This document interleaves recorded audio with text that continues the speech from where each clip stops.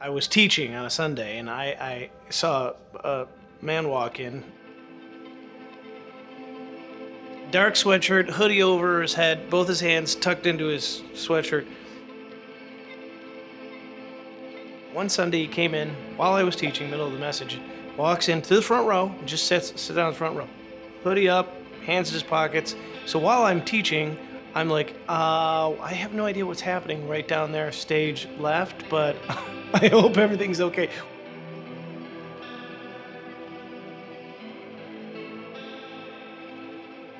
Wild. So wild.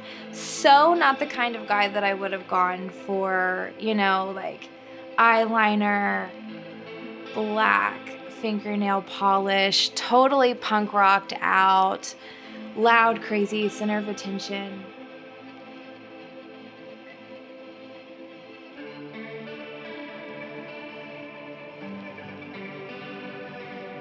I'm Jared, I'm an alcoholic. I'm originally from Huntington, West Virginia, the middle of nowhere.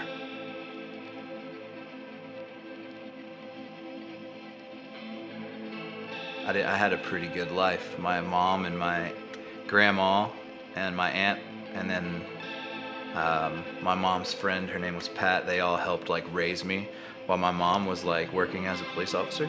So I was very spoiled. I was raised by a bunch of women.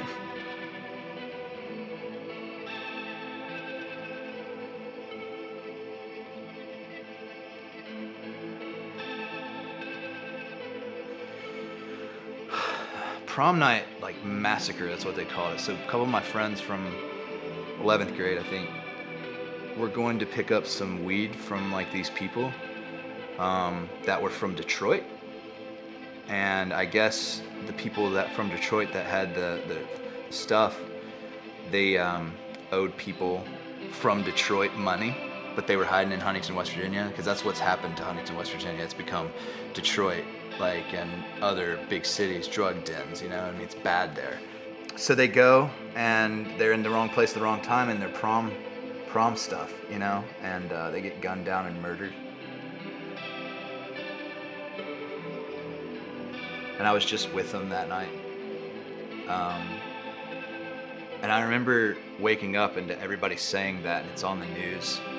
And the first thing I did, man, I just kept drinking. I drank tequila. I'll never forget. There was a Jose Cuervo that was still in the room, and I was just started drinking. And I was like, that's just how I dealt with that, Then I got arrested. Put me on house arrest, house arrest is better than jail, but it's also very psychologically hard to deal with because your friends can come and see you, and then they leave, and you can't go anywhere. I started having these really bad, just breakdowns, dude. So the doctors decided that the answer for my panic attacks or anxiety would have been Xanax. I had experience with Xanaxes before anyways, so when they told me that, I was like, jackpot. Doctor says take one of these 2 times per day, and I take 4 of them 2 times per day. You know what I mean? And man, when I took it, it was just like all emotions gone. What I thought I knew of myself, or like who I was, popular kid in school, outgoing guy, nice guy, everybody likes, all that stuff, it was wrecked. Then in came this alter ego who thought he was a rock star, who was just a troublemaker, who was a drug addict, who wanted to be in bands and sleep with as many girls as possible and, just come in and wreck parties. There was always something in me that I wanted to do every drug possible. And I found like concoctions of these drugs, man, it was just like, this was my thing. Marijuana, out. I didn't want to smoke. It's pointless. It's not good enough anymore. This is where it all gets really bad.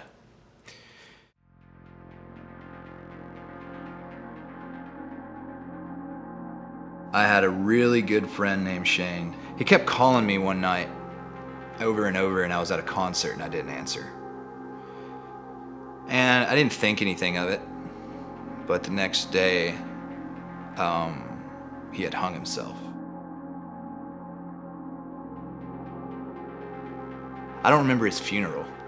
I don't remember it. I was there. I carried his casket. I don't remember it.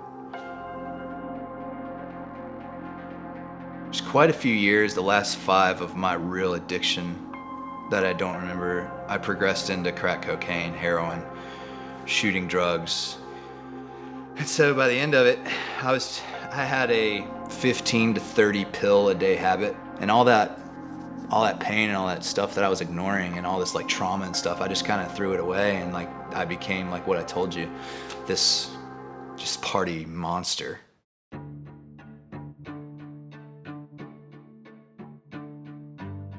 It was just enough Roxicet, which is a painkiller, and Xanaxes.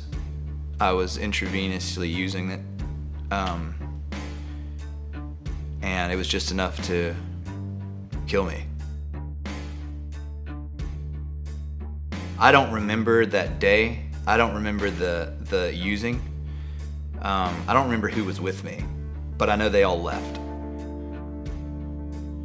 EMTs showed up and I was gray. I wasn't blue, I was gray. It was just like, they said by the time they were like starting to revive me back to life, I was having 3 breaths per minute. The first thing that I remember waking up was, where are my drugs? I had a trash bag full of clothes that somebody brought, and my aunt came and got me and moved me to Tennessee. I knew I had a problem. I was getting sick on myself, liver problems, all that other stuff. I've never seen recovery before. That was the start of it. I just thought I was gonna go to treatment, get out, and I'm fine. Didn't work. I wish I could say I stayed sober, but I didn't.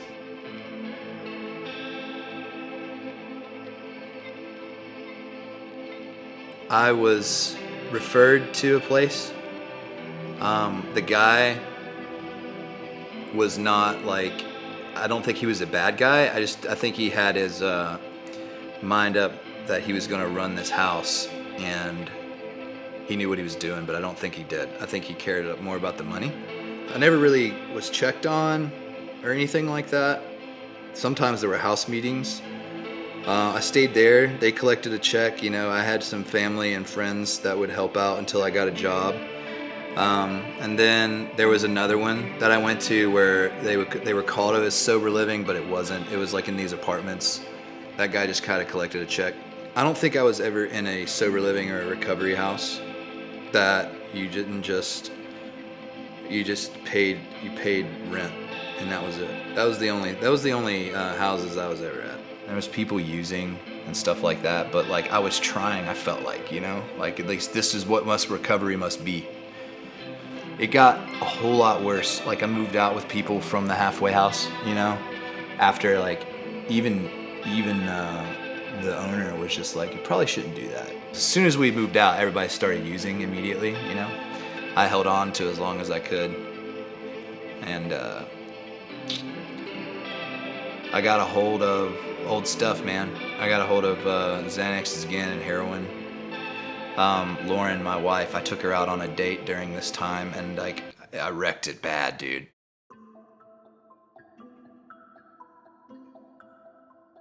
The first time Jared and I went out, I was really hopeful. I really thought like he had gone through treatment, he's getting his life together, I'm gonna give this guy a shot.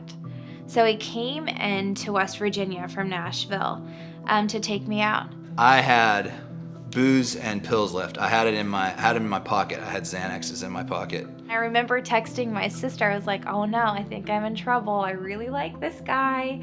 And then he just kept like sneaking off. I took her out to eat. All this stuff was drinking out of my trunk. And I didn't think anything of it until the waitress came over and she was like, would you guys like a bottle of wine with dinner? And to me, like the obvious answer to that was no. You know, Jared's in recovery. That's like a no-go. And Jared goes, hey, like I'd be down for a bottle of wine. What about you, Lo? And then the night just kept getting worse and worse, and he just kept slowly getting more plastered and more plastered. And He tried to kiss me in the car, and I knew he was drunk then, and I pushed him away, and he caused this big dramatic scene. She didn't want anything to do with me. I made him take me home. I was driving her home pirate-eyed, you know? Like seeing double, like almost wrecking. She's like, do you want me to drive? And I'm like, no, I got it, you know, thinking I'm cool. And I told him to never talk to me again, and that he was the biggest loser I'd ever met, and I couldn't believe that I let him trick me. And he cried, and he was like, you just watch and see, we're gonna get married one day. And I got out of the car and I was like, you're crazy! And I just slammed the door and I ran in crying like a girl on a movie. It was pretty dramatic. So I thought I was never gonna talk to her again. About 6 weeks after that incident, he called me and left me a voicemail.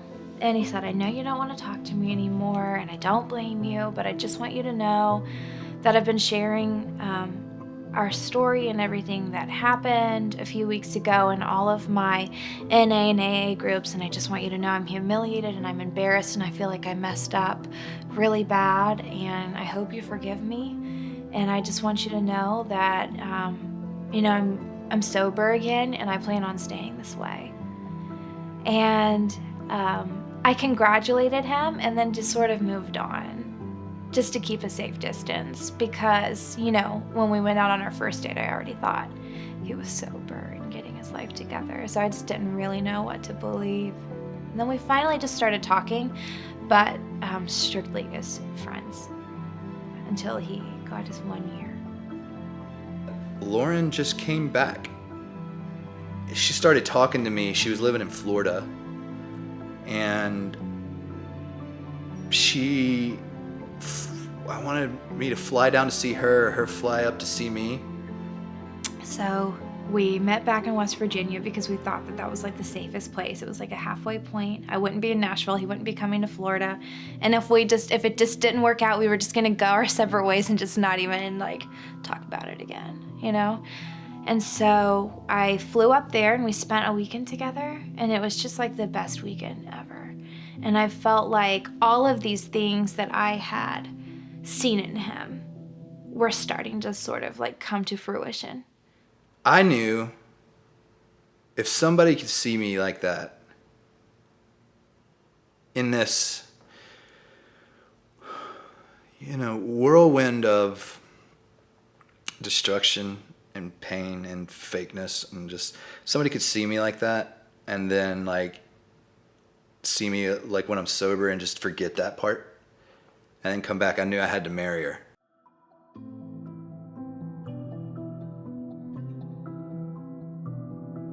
And we just fell in love really fast. It just like made sense. It just worked. You know, and we had been a part of each other's lives for so long and experienced so many different seasons together. It just felt like a safe place. And we started dating, and then like 3 weeks later, he flew down to Florida and proposed to me in the middle of the ocean, and it was the craziest thing in the world.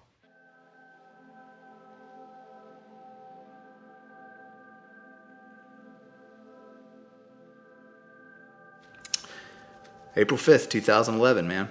Flushed it all down. That was the last time I used.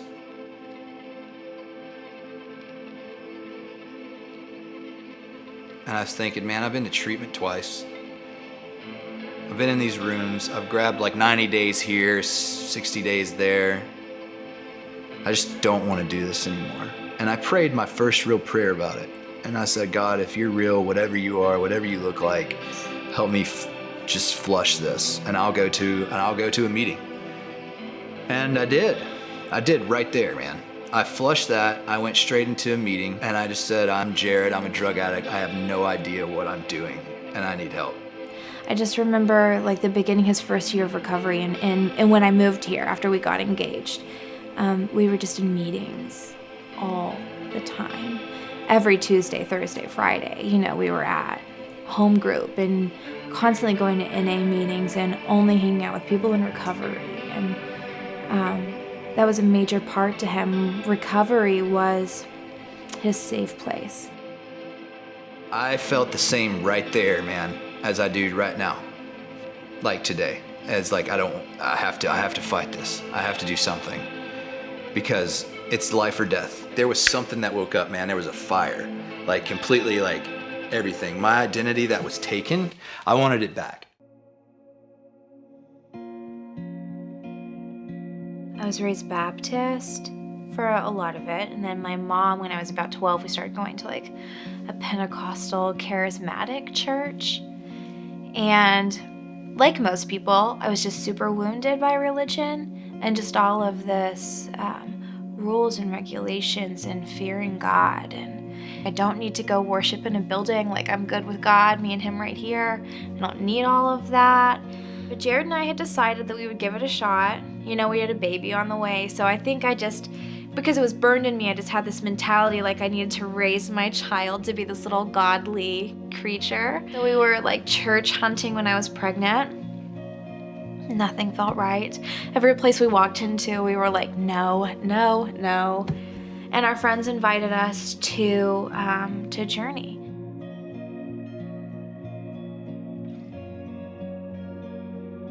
My name's Jamie, and I pastor a church in Brentwood, Tennessee called the Journey Church.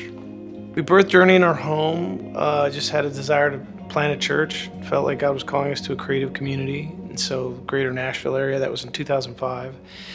And it was pretty open-handed, just, God, how do we be a part of a church community where people are willing to be vulnerable with one another? We called it Journey for a reason, recognizing that all of us are at different places along that journey. One Sunday, he walked up to me, hoodie on. He's like, "Hi, I'm Jared." I'm like, "Hi, I'm Jamie." He goes, "Hey, man, thank you." And hugs me, like bear hugs me. I'm like, "Huh?" And he's like, "It's good. I'm gonna bring my wife." Great. And we pulled up in the parking lot at the factory, which is where they used to be. And we sat there and we were like, do we even want to do this? Let's just go in with an open mind. It could be amazing. We don't know. And we walk in, and just the energy that you feel when you're around the people there. Like, there's just so much love and so much openness and just so much raw, real emotions and feelings. And I just felt at home.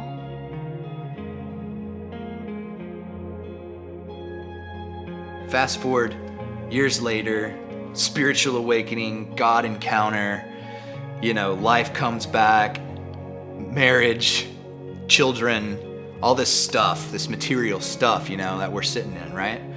And I have the life, but I'm still like discontent. Like, what am I doing? I have a good job, I'm making tons of money, I'm recording music, but like I didn't really feel like I was doing what I was supposed to be doing.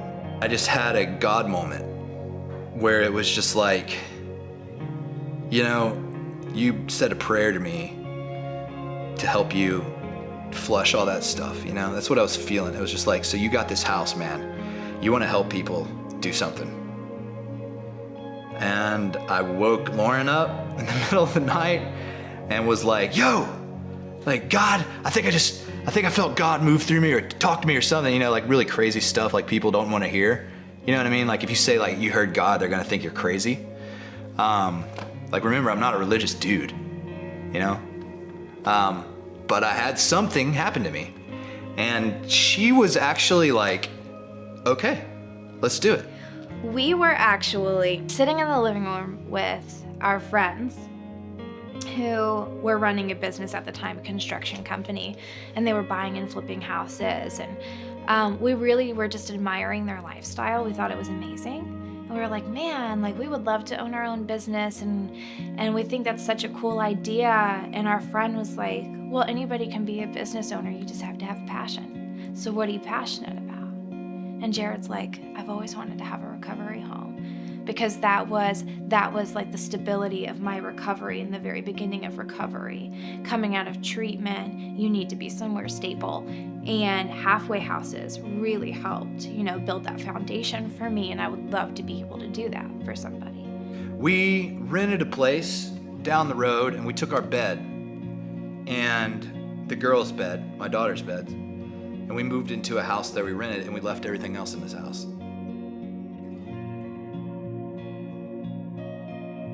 You see someone with a passion and a vision and a faith to step forward, it's not that hard to want to be around them and get behind them. And our church responded pretty quickly to that. My name's Sam Barnhart, and I'm one of the pastors here at Journey Church.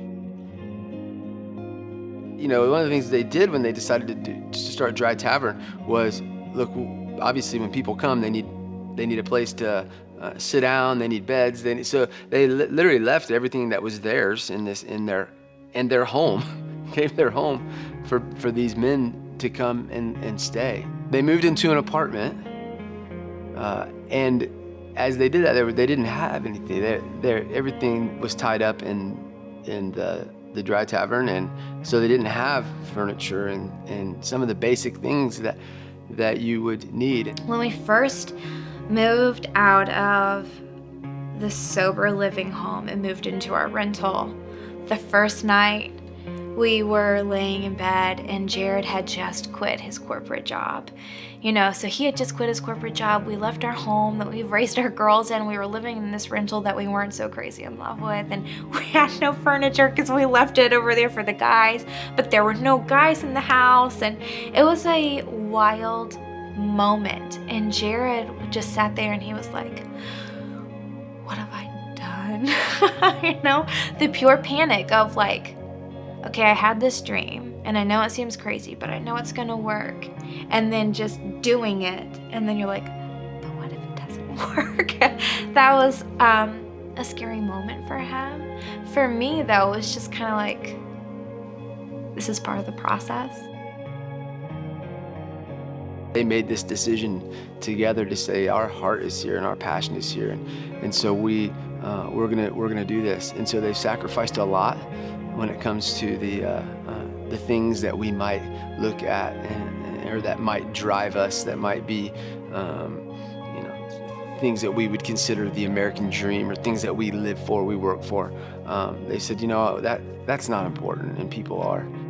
Jared's not one of those guys that he's not a squeaky wheel, and so we had to kind of, hey, how can we help? What do you need? And through that, they just shared with us their need for furniture and just kind of some things that all of us would have in our home. For us, that was just one of the ways that we could tangibly say, look, we're in this with you. It's neat to see what's happening now, because it was this vision birthing at the time of, look, I went through this and I feel like God's calling me to create a place for people. At that point, it was just kind of a dream, but he was taking the steps to make it happen. I put 10 beds in it. Sounds crazy. What are you doing? I quit my job. My purpose was starting to be filled. It's happening. It's been amazing to watch what he's been willing to sacrifice. He and Lauren, their family, the heart of generosity and love for people who are in the place that he once was. I remember living in one of the houses and thinking like, if I ever stay sober long enough, I would really change a lot of stuff about this. I want to help people, because if I could do this, anybody can. And then I started putting the word out. Yeah, I'm opening a place. I'm gonna have a recovery home where we're peer driven and everybody has a say so. We're gonna build people up and not tear them down. You know what I mean? You're not gonna come here and just gonna be a flop house where you just pay rent. You have to remember, we're dealing with the disease of addiction, man. You're face to face with it, and I haven't been face to face with it in a long time. And now I'm face to face with it every day, with newcomers, new people, new guys. It's been hard, man. At first it was hard, but it's so rewarding when that one guy gets it. My name is Jared Beckett, and this is Dry Tavern Recovery Homes. And Dry Tavern Recovery Homes is a level 2 all-male recovery home. TENR, Tennessee Alliance of Recovery Residences. I end up going to this meeting. There's a bunch of these people in there, man. you know, and they all own houses, recovery houses, you know, real ones. I'm gonna follow these people's suggestions. Have them come out to the house, take a look, give me advice, make sure that I'm like doing everything right, take a look at my program and stuff like that. And they did. They set me up for, you know, what to expect when it comes to, you know, certain situations, you know, like what do you do in this situation? What do you do in that? They were really able to help me thicken up like contracts, everything. They helped me run a place that didn't run like I used to live in. I'm Matt, and I'm the house manager at Dry Tavern Recovery Homes. The second house that I lived in is just kind of like a bed and a drug test every now and then, and you know, you pay rent, and that was really it. There was a good community of guys there, but there wasn't really much support from the owner. I maybe saw him a handful of times in the 6 months that I lived there. I'm Travis. I've been at Dry Tavern for over a year. I moved in March. So I've been in 5 sober livings. This will be my 5th sober living total. The first house that I ever went to was in Knoxville.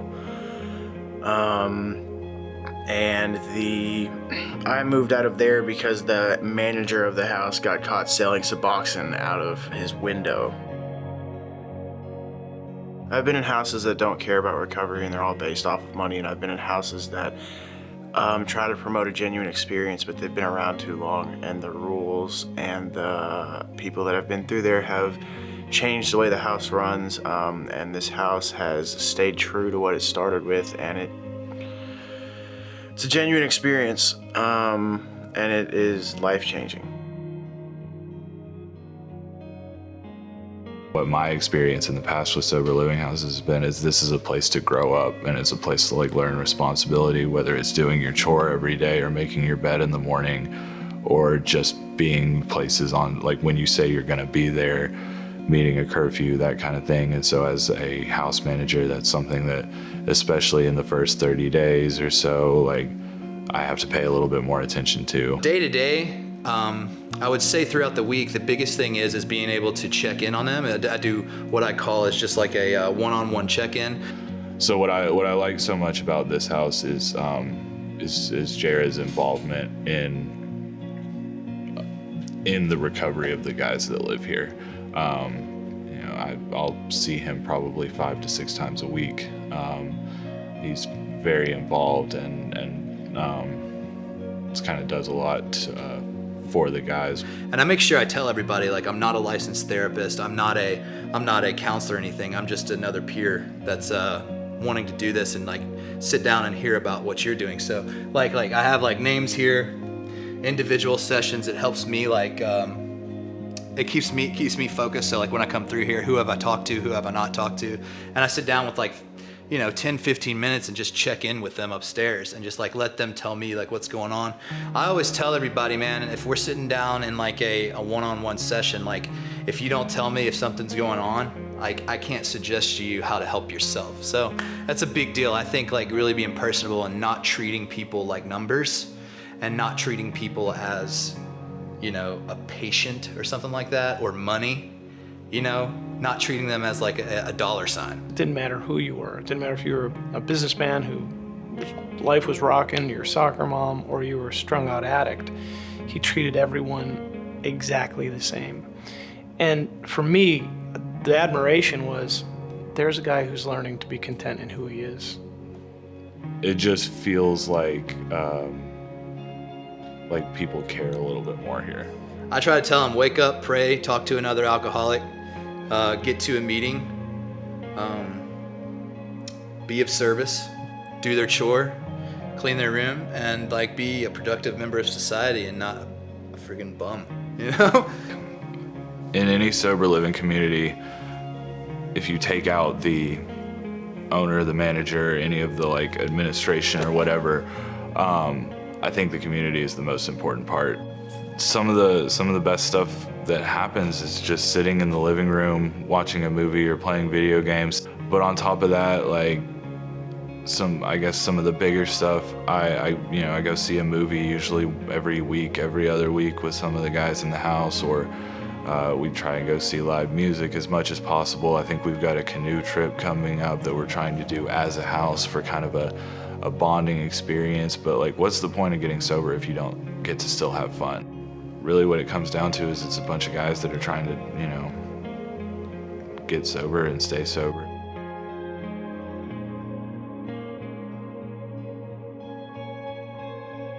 Mine and Jared's whole life, honestly, is just like risk and faith. Our life together has been like the craziest journey. We started off just so young and in love and that whole crazy whirlwind. And he's just grown so much and become so stable and grounded. What I watched over years with Jared was there was a light that began to just beam from him. And this man allowed us to love him, and he began to love us in return. Everybody has an addiction. The question is just how it manifests. And some addictions are more destructive than others. What I experience with people who have been through deep addictions and come through it is they have a greater appreciation for life. They appreciate the days a little bit differently than other people. We provide a safe, structured place to live. We set them up for success. Here's what you need to do. You got to put in the work. At this point, you have nowhere else to go. Or maybe you do and you're just choosing to do this because it's best. It's been one of the most beautiful things I've ever done. I'm a guy with a high school diploma that got in recovery and just wanted to do something for other people in recovery. And look at this miracle that we're sitting in.